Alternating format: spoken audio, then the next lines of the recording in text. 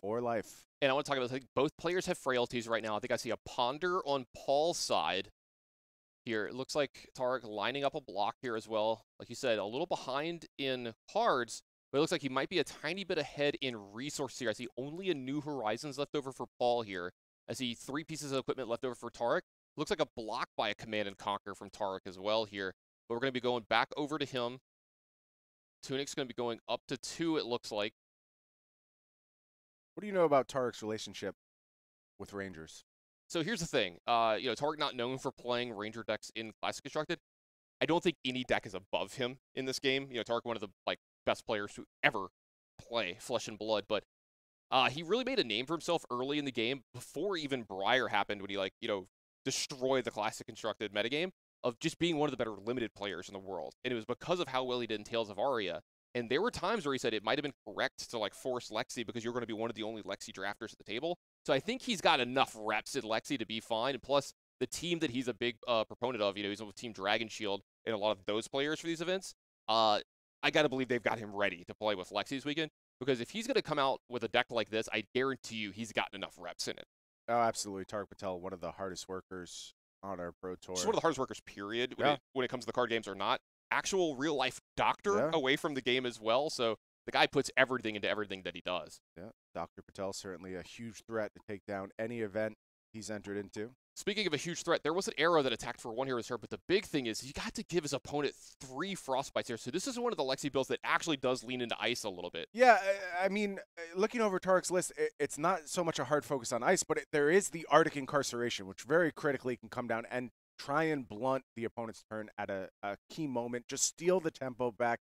That's what Tariq's trying to do on this spot. And it's a gambit when you play this matchup. Should your opponent actually open a hand with double blue, something like Arctic Incarceration can really be sort of low impact. It's a huge, huge variable to throw into the mix. But if you find the right moment for it, it can absolutely steal your opponent's turn and just completely devastate what they were trying to accomplish. The reason I'm a fan of stuff like this is it can give you those extra, we talked about in the last match, we were talking about, we talked about 3 of a Kind, we talked about Art of War, we talked about Rain Racers, these power cards, right? The cards that are very impactful when they happen.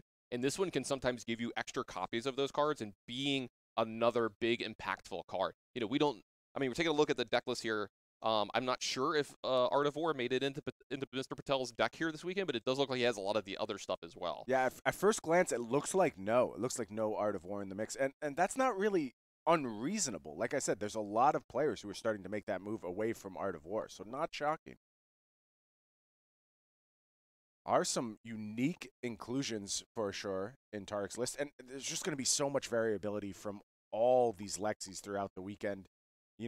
Sometimes you see a mirror match and you sort of, I won't say zone out, but you sort of have some set expectations going into the match. I don't think we should do that with our Lexi mirrors. I think they're going to be they're very customizable. Yeah, they're very fluid. There's going to be a lot of differences between players and how they approach these matchups. Even something like Remorseless. I know some players passing on Remorseless. So all of these arrows, all of these unique effects are going to be hotly debated between players. I mean, we can even see a difference in quivers right here. You see Quiver of Rustling Leaves on Paul's side. It's only Quiver of Abyssal Depths on Tariq's side. So very small customizations that will have a big, big influence over how these matchups play. Yeah, we're going to line up some blocks here from Tariq. He's got to be careful, and you see that he's really thinking about that. He's looking to possibly, block enough of it here to maybe not die to Rain Razors like we just saw. It would be one hell of a start to the day that we see Rain Razors kill 2 people back-to-back. We don't know if there's been any of them shown yet. That's another big thing. And is he considering blocking with a Tunic here that's got 2 counters on it? Maybe he is, and this is a big spot that's telling you, this shows you how much Tariq is respecting possibly dying from this spot. You have to. You have to against Lexis. I mean, they're just unpredictable. They're disruptive. They have solid output. They have all the tricks, and you really have to account for everything they're capable of when you're lining up blocks in these low-life situations. So let's see what Tariq is presenting. 4 blocks here. It looks like a couple of 3 blocks plus a Tunic, so maybe a 7 block, trying to prevent any output from that Remorseless, looking to maybe avoid that trigger as well. Yeah, as I said, I think this is this the full 5, or is this even an overblock here, possibly? I think this is a block for 7, I'm pretty sure. Yeah, maybe a read here from Tariq. Or, this game might have gone pretty long. He might be into the second cycle, as some people like to say, of these decks. I don't know if we've gone that far into the decks, but one of the most impressive things ever is one of the first games I ever played against Tariq. I remember I made a play really late in the game. He told me, he's like, no, don't make that play this turn. Make it next turn because you're going to draw this, this, and this. He had memorized my pitch stack along with his. Absolutely have to at these high levels. And it looks like Tariq going to go ahead and fire off Endless Arrow here with Go again.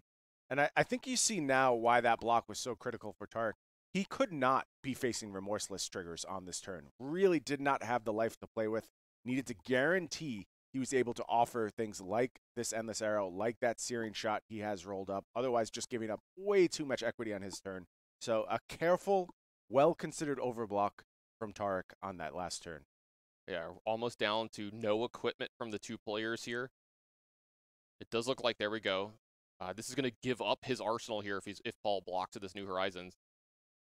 So not only is he... see how critical Endless Arrow is here, willing to give up essentially an extra card in this spot to keep it from going back to Tariq's hand. And it is representing another Endless Arrow on this turn, should it be able to do that. So you get it. I understand why it's happening.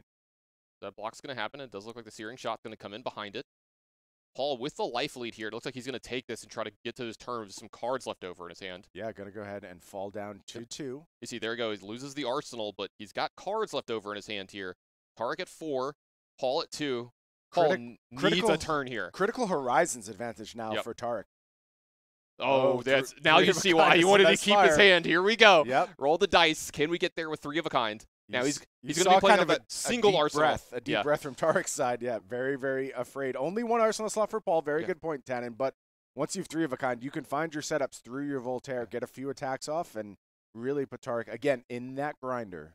So Tariq here does have 4 cards left over in his hand. He has that New Horizons for an extra block here as well as the other piece of equipment. And I do see a Rain Razors in him. He can get to his turn with resources, Rain Razors, and an arrow. He should be able to win the game from here. Double Bolt and Shot, too, with the Bullseye Bracers still ready to go. So there are real options for Tariq, but has to make it through this turn.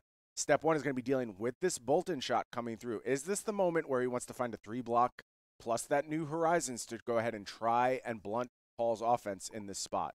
Yeah, this is going to be the Razor's Edge here. It does look like that's the exact block here for Brian. Good call. It looks like that Bolt and Shot plus the New Horizons is going to fully block here. Yeah, and now Paul has to figure out how to proceed with this turn. Yeah, he's waiting for finals. Tariq is a very deliberate player. He does this sometimes. He'll actually set up his blocks and be like, hold on, I'm not actually. I'll let you know when I'm physically done. So that's all that was happening there. It looks like Voltaire is going to get activated. Looks like an Endless Arrow coming in for 5. Yeah, and note the texture of that hand from Paul. All reds. All reds. So really hard to get any kind of persistent, chain going for Paul. Also, obviously, working with only 1 arsenal slot now. So we know what's coming from this Endless Arrow. We know what Tariq has in hand. There's got to be at least 1 block here. Does he commit 2 cards? Is it just about a 1-card block?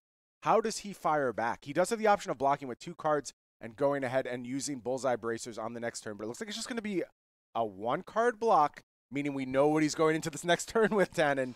It's Rain Razors plus threat. And can he catch Paul sleeping a little bit? Yeah. Can he use that Bullseye Bracers to go ahead and load up? Now, it is a little bit face up when you use that Bullseye Bracers, I think. So let's see how Tariq wants to navigate this turn.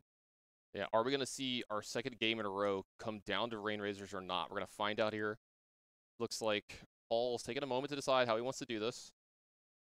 All right, we're going over to Tariq. Both these players super low in resources. Paul's going to keep the card in his hand, so it looks like, there we go. The Bracers being activated. Yep. Bolt and Shot coming in. Oh, this is such a good way to disguise it, right? Yeah. Because that represents another 0 arrow from hand, so maybe you only block. Looks like it's going to be blocked for 6 here. Clean 6 blocks. So Tariq can offer 1 with that Rain Razors. And I think if you're Tariq, you just take that into the next turn. I don't think there's really much benefit from popping off here. And you do see Tariq reaching for the arsenal. Yeah, it looks like he's going to get that 1 damage through, then go into his turn with 4 cards. Paul down to 2 cards here because of the double block. Yeah, critically though. No, another three of a kind from Paul. Huge draw. And you can see the look on Tariq's face. He is not happy about this. 3 cards now. If you're Paul, you're looking for resource card, blue card, hopefully arrow. That is the key draw here on Paul's side. Can he find enough threat? There is, of course, a resource floating as well. So pretty critical there from Paul. Looks like it was a yellow Bolton shot that was pitched. I think he might have found it here. You can see the nervous energy a little bit on Paul here. So it does look as was that a searing shot? Yeah, and this demands 2 cards. You can't let that go through because that represents lethal. So already taking ledge is Paul on this turn. Yep, anything that gets through here is lethal searing shot. So it's going to need the double block here from Tariq. Looks like a double block from drill shots. Follow up is going to be another 4. Yeah, another 4. Do we have a block 3 here? Looks like we do, but like. Yeah, the hand is Command and Conquer Bolton shot. And so what Tariq is debating is he can fall down to 1 with a Blood Rot, come in with Bolton shot, Rain Razors from Arsenal. That's all he can do. Or does he commit 2 cards here and try and play one more turn? And if I'm Tariq, I commit 2 cards. I think that's exactly the right call. He can't even block that way. The Arsenal's locked up by the Rain Razors. Yeah. He can't make that play. Yeah. So let's say we're going back over. Tariq's going to draw the 4, and then we're going right back over to Paul here. Paul in the driver's seat.